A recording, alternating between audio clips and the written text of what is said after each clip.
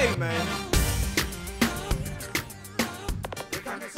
Welcome back to the show. You're just in time for Unfiltered. So today's guest is a community advocate, public speaker, writer, and the CEO of Build Black Daily. Please welcome to our show, Russell Drake. Welcome. Russ. Welcome to the show. Welcome it's an honor to have you. Russ, you are the life of the party, bro. Your energy from the time you walked into the studio, you really should have been a comedian. But thank you for coming on our show, man. Absolutely. We appreciate it.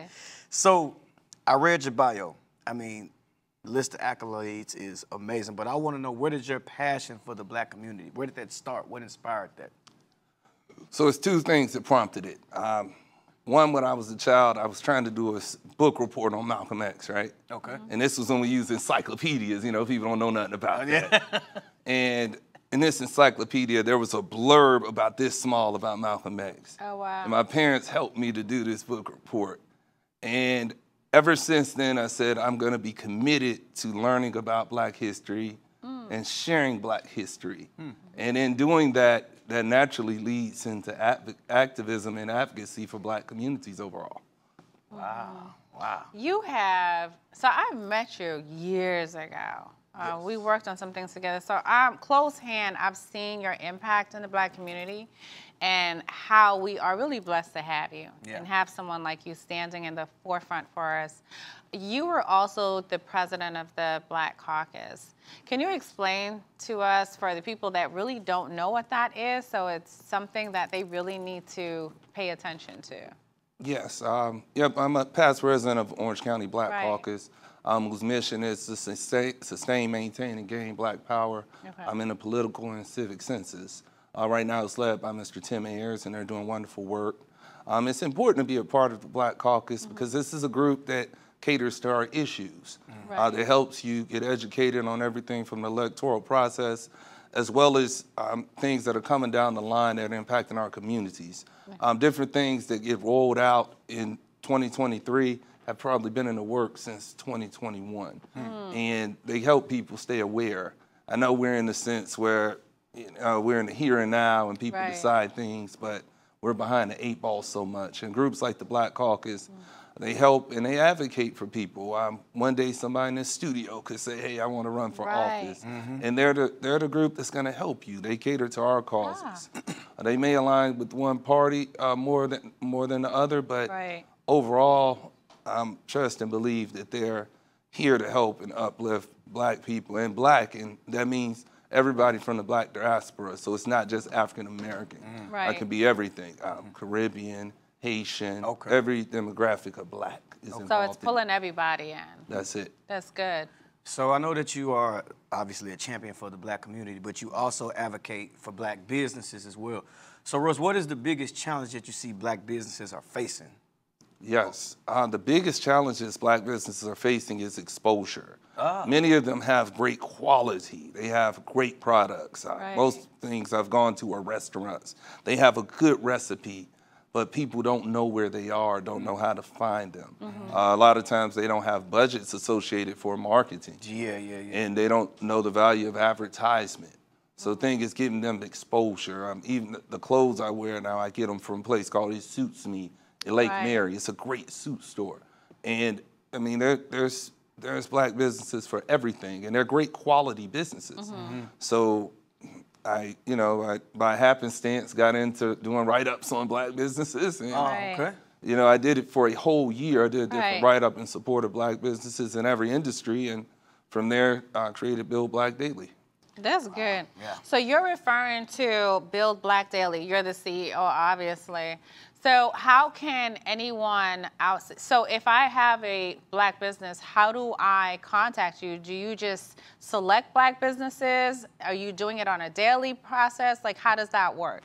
Yes, so it works in both ways. Usually somebody reaches out and says, hey, I'm starting a business, or my friend's starting a business. Can you check them out? And I'll look at it and say, okay, I may be able to check them out. Or they reach out via the website, buildblackdaily.com. They click the Black Business 365 tab, and there's a form they fill out that says they want to get added to the directory. And the thing is, I make sure that, one, it's a black-owned business. You're surprised how many people join all these other apps and get on there, and you find out this isn't black owned. For real? No, Quite nobody, a few, I'm who's doing the sure, check? right? Who's doing the research? Wow. Yeah, it's open to everybody. Yeah. And I just want a directory of supporting black businesses. I know somebody out there is saying, hey, why don't you just do all minority businesses? Because that's not what I'm doing. All right? Yeah. It's like you keep your main thing the main thing. I'm doing this one for black businesses. And everybody else can do what they want. It's funny how people always try to tell you what you have to do with your passion and your goal. Yeah.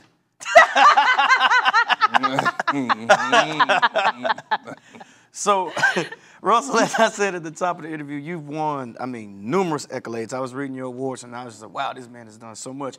Which award has meant the most to you and why?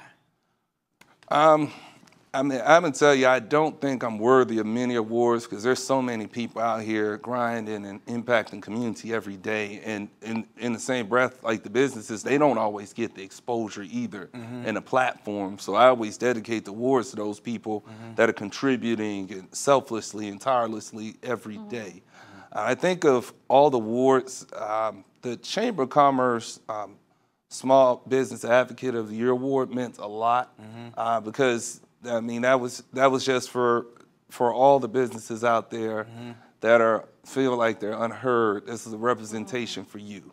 I'm advocating for you, and this is a community win overall. So that meant a lot, and I graciously appreciate it. I'm still a part of the African American Chamber of Commerce, of course. Congratulations. Yeah. Good. Wow, we got so much more to talk about. Ken, I think it's time to switch gears. Woo! We'll be right back after this. Hey, man. So we still have the conversation going on with Russell Drake, but now we're going to switch gears and talk about so much more than just the wonderful Mr. Drake. We're talking about the local elections. There's a lot going on right now. In particular, did you hear a word on the street? So according to the polls, Donald Trump and Joe Biden are now facing off in Arizona, and it's getting kind of like sticky. Do you think that Donald Trump should be running? Absolutely not. I don't think he should be running for anything. I think he should be behind bars right now. It's completely obvious that he's committed multiple infractions, more than anybody's ever seen from a past president, any period. He's broken the record book for it, impeached twice, indicted three times, and that is going to be a fourth one too. And just keep patting to the record. So no, he shouldn't be running for anything. So okay, so this is probably so if you had to pick, they call it the lesser of two evils. Not Biden. Take Biden out. So. Neither. If it just came down to those two, we're in a bad situation. I think we're in some trouble anyway, but we're in a bad situation, and I personally just hope the current president gets reelected, and we'll be throwing any resource I can behind it. What is your take on that? How do you think that's going to affect the black community to see something like that? Well, first, I think the Luther Vandross verse, "A chair is just a chair." A chair is more than a chair now. It's getting so much playtime, and they have slept on the song for years. So I'm so glad they're giving Luther the respect. Rest in peace. But I think when you look at it overall, this was a situation where some folks felt emboldened to attack a person because he was telling them they were in the wrong. Right. So say to take all the people out of it, you just attacked the person who was doing their job. That'd be like at a valet parking. Hey, you can't park here. We're valeting. Let me just get out and start fighting. That's unacceptable in any case. And that's my thought too. Even though we are rejoicing, it was a moment because we see it all the time, right? Black and black, not even black and black pride. Forget that. We see people being abused by the Karen, by the other races, and nobody intervenes. But now going forward, is this going to be an open gate for it to be a reversal? Are we going to see a lot more? I think this is just the start of a really ugly picture. Yes, it very well can be. I think it depends on how it gets spun. Different media outlets have been covering it, and some haven't, if you look. Some haven't been covering it as closely as you would hope they would. I hope it doesn't become a political ploy. Right. And you know, there are many states that have these policies where people are standing their ground and people have open carry from concealed carry, and that's the one thing I did notice. There were no firearms in the picture at all. Right.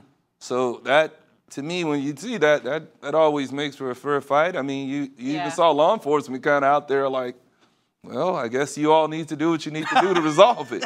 Yeah. But it does concern me because in some states where you have so much access to firearms in an immediate sense, with no training, mind you, no guidelines or provisioning, now you may be in some situations if that ever happened in this state. So it makes me raise an eyebrow. Yeah. And I think people should be concerned. Should be concerned. I think people should, if they're gonna own firearms, they should be responsible about it and get some training to know how to utilize them. Yeah, I think it was really irresponsible, and Ron DeSantis changed that law in Florida. So let me make sure I understand this, because the way that law is written, it could be really sneaky and it can hurt people, because it's saying that you don't have to have a permit. But there's another part of that you still have to have a license. So that it's really tricky with the way, because so there's different places now that have opened up, right? So gun sale is on the rise, especially here in Florida. There's a lot of gun ranges that are having different types of parties and different things. And a lot of the trainers are saying you have to look at the law in its entirety because there are loopholes to that. Yeah. There are. The problem is people don't care. Yeah. Right. Because the perceived notion is what they go with, for the right, wrong, or indifferent. The perceived notion is anybody can just take a weapon and conceal it and carry it wherever they want without any licensing. And you only find out when it's too late and something bad, tragic happens. And I mean, it should be noted that even law enforcement was against that bill, and they were disappointed, and it puts them in more danger. It does. I know they said it. I told they should be beating them down and saying, you need to change this. That's not a good thing for anybody. I mean, they're part of the community too, so I don't think that helps the community by any means. And you know it's irresponsible when law enforcement is saying they're against that. Yeah. And I know we have to close soon, Russ, but I want to ask, what's next for you? What is next on your journey? All right, so next on my journey, so I have a Black business directory right now on buildblackdaily.com. All right. Has 500 plus Black-owned businesses in Central Florida, and some beyond Central Florida. Like I have high-end Black watchmakers like Banneker brand right here. Oh, that's This is nice. a nice watch, but I have at least 10 top quality watchmakers that are Black-owned. But that directory is going to get enhanced. This is Black Business Month. Right. So by the end of the month, we'll be releasing a new directory that'll have 800 plus Black-owned businesses in Central Florida. I love it. In the directory will, of course, be the Candice and Kris show. Come on! Because Black media matters. You have to understand this. And y'all could come right onto this show so we can talk about your business. That's it. And so we're enhancing that right now. Awesome. Also be supporting the Great American Haitian Chamber of Commerce. Okay. They have an economic summit coming up the third weekend in the month. African American Chamber of Commerce has a summit at the end of the month. A lot going on in Black Business Month. Okay. Beautiful. And it's time for us to get involved with what's going on all around us in our community. But that's our show for today. Thank you so much for being thank here. you, Russ. Thank you. We got to have you back again. Yeah. Absolutely. You're valuable. Guys, that's our show for today. We got to get out of here. See you same time, same place. Be safe until tomorrow, you guys. On for the holidays, so I didn't have his little help around the house, so he came back last night. I'm sure he was excited to get back home. He was, Yeah. and so was the dog. Oh, Tyson was gone. Tyson has a whole jail cell. So my husband found this new cage, Okay. and it literally looks like a jail cell. I have to take a picture and You bring it need to tomorrow. take a picture. It's so sad.